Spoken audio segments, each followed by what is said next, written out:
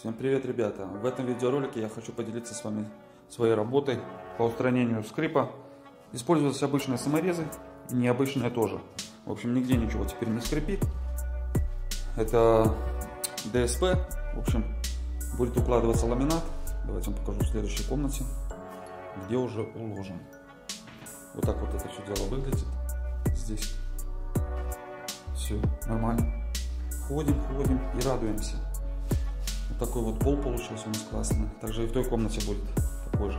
А вот давайте я вам покажу, как здесь скрипят полы.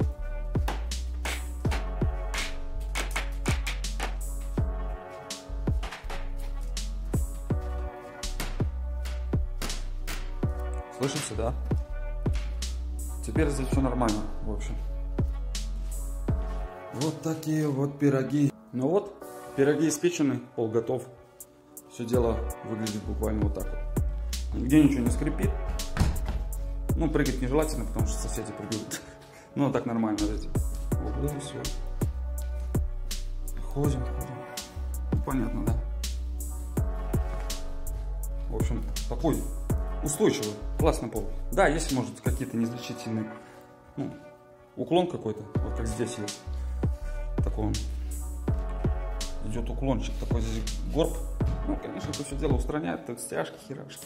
Ну, а так на какое-то время, я думаю, вообще идеально просто. Ну, замену этому полу, который существенно есть.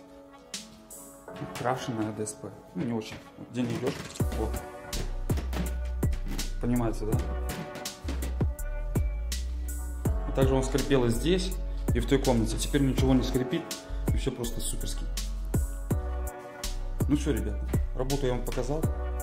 Мусор, который здесь был, я все пропылесосил, он сложил аккуратно. Уборочка, все как нужно, все как по логенчикам, без пыли и грязи. Чистые, аккуратные, свежие полы. Если вдруг кто-то там из вас надумает переложить, либо же все-таки положить новый ламинат, то вы знаете, к кому обращаться. Поэтому подписывайтесь и ставьте ваши лайки. Ну а я с вами не прощаюсь. А я хочу сказать до новых встреч у вас на объекте.